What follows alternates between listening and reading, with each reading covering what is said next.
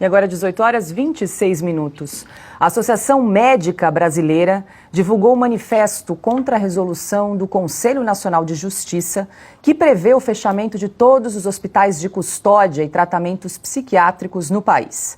Além da AMB, o texto que critica a decisão do CNJ foi assinado pelo Conselho Federal de Medicina, Federação Nacional dos Médicos e Federação Médica Brasileira. E nós vamos falar mais sobre esse assunto, porque agora é hora de entrevista aqui em Oeste Sem Filtro. Nós vamos conversar com o Dr. Antônio Geraldo, ele que é presidente da Associação Brasileira de Psiquiatria. Muito boa noite, Dr. Geraldo. Seja muito bem-vindo aqui ao programa Oeste Sem Filtro. O senhor me ouve bem? Boa noite, ouço muito bem, está ótimo.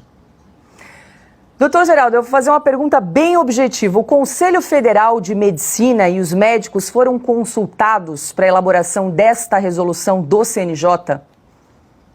Não. Lá no grupo de trabalho, para definir todo o trabalho que envolveu isso aí, foram convidados 21 pessoas, mas não tem nenhum médico. Eu sou presidente da Associação Brasileira de Psiquiatria. Quem diretamente é afetado são exatamente os médicos psiquiatras, que é quem tem os psiquiatras forenses dentro do seu quadro, que são as pessoas que fazem a avaliação psiquiátrica pericial destas pessoas, e nós nunca fomos chamados, nós nunca fomos ouvidos. Infelizmente, saiu uma resolução sem que os técnicos que cuidam dessa área fossem ouvidos e pudessem opinar. Perfeito. Quem pergunta agora é Cris Grêmio.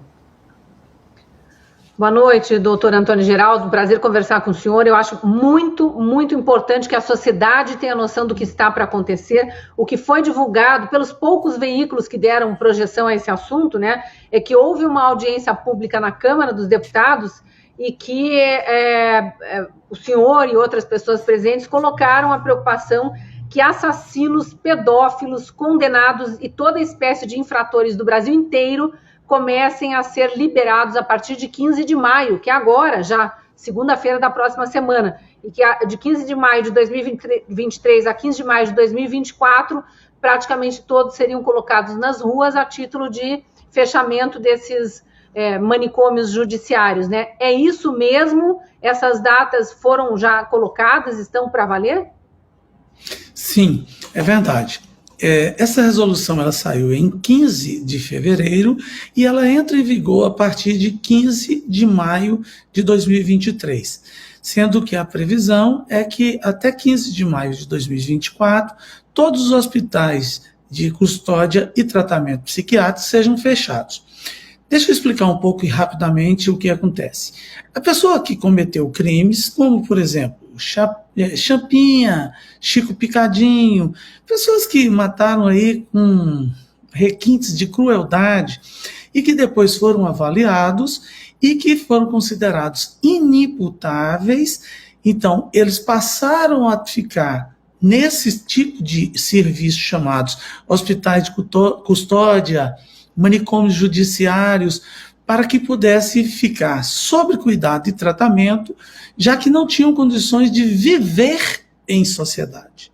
Por exemplo, teve aqui o pedófilo de Lusiânia, eu moro em Brasília, né, por isso que eu estou falando aqui, como se fosse pertinho, e é mesmo, onde ele tinha matado e já maltratado, por ser um pedófilo, várias crianças.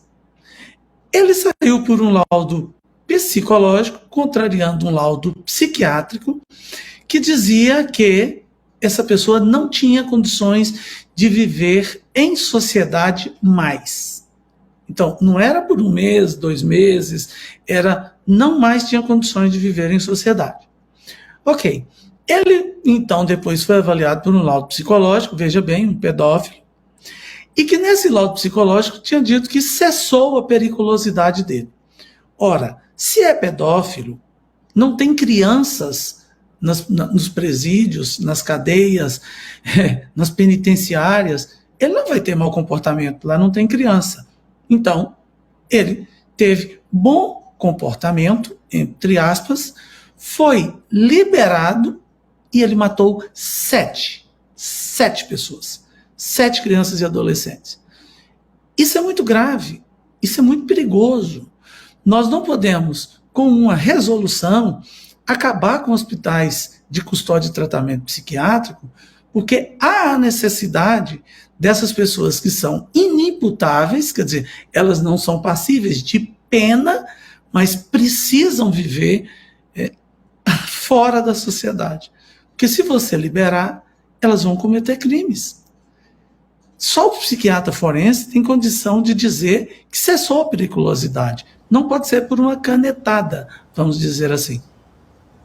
Doutor Geraldo, antes de passar para a Ana e para o Augusto, eu só queria embarcar aí na carona da Cris, porque parece que a resolução do CNJ diz o seguinte, que uma vez que essas pessoas, pacientes, forem liberadas, as pessoas que cometeram crimes, elas poderão escolher se elas querem ou não seguir em tratamento. Isso procede? Está na resolução. Eu, inclusive, daqui a pouco tenho que dar uma aula sobre isso, e eu disse, para evitar quaisquer questões de sermos, por exemplo, acusados de fake news, que eu vou ler a resolução com as pessoas. A resolução é clara. Você vai tratar onde? Você vai tratar no sistema ambulatorial do SUS, que não tem nenhuma condição de atender a população brasileira hoje doente mental. Nós temos mais de 70 milhões de pessoas com algum tipo de doença mental no Brasil. E eles vão ter que acolher também essas outras pessoas. Dizendo que, quando precisar de uma internação, por exemplo, vai ser feita no hospital geral. E o que tem no hospital geral? Nós temos leitos psiquiátricos em alguns hospitais gerais. Nós temos um sistema hoje chamado CAPS, que é o sistema CAPS-cêntrico, que vamos dizer que nós tenhamos 40% do número de cidades no Brasil que tem CAPS. E não é verdade, é muito menos. Porque nós temos cerca de 2.000 CAPS e no Brasil tem mais de 5.500 cidades. Então, onde que essas pessoas irão tratar? Em lugar nenhum. E diz isso realmente. Vai tratar se quiser. As pessoas poderão cometer crime, seus advogados alegarem que têm doenças mentais, aí pode ser que apareça alguém que vai dizer que tem doença mental sem ter doença mental, porque se você afirmar que tem doença mental, você vai ficar livre. Isso é grave. Isso é seríssimo. Quem pergunta agora é Ana Paula Henkel.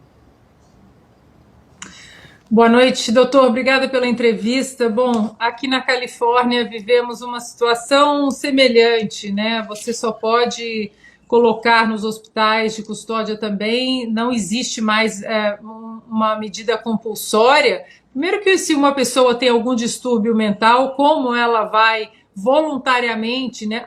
Claro, né, o senhor pode dizer isso melhor que eu, algumas pessoas sabem que precisam de ajuda, mas outras não. Então, aqui na Califórnia, infelizmente, essas pessoas estão largadas nas ruas, estão drogadas, estão cometendo crimes. É uma situação muito difícil até de ver, né, no noticiário, principalmente no norte da Califórnia. Então, eu pergunto para o senhor, doutor, essa resolução, o martelo já foi batido ou ainda existe alguma ação que possa reverter essa resolução e essa barbárie, né, que está escrito ali?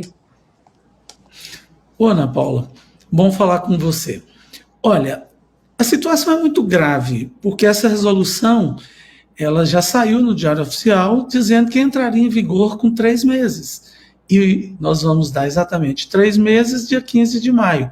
Então, não há mais nada do ponto de vista da resolução, exceto que o próprio CNJ suste essa resolução e venha discutir, né, com razoabilidade, junto com a comunidade, com o Ministério Público, o OAB, os psiquiatras, para que nós possamos opinar e mostrar como se faz em relação a cuidar dessas pessoas. Ou então nós vamos simplesmente dizer que não tem necessidade da existência de psiquiatra forense. Em todos os países do mundo existe hospital de custódia e tratamento psiquiátrico. Porque você tem ali 2 tipos de pessoas. Doentes mentais que cometeram crimes porque estavam em condições de não reconhecer o caráter ilícito, inadequado, errado do fato e por isso cometeram crimes, porque estavam fora de si. Doente mental não é perigoso via de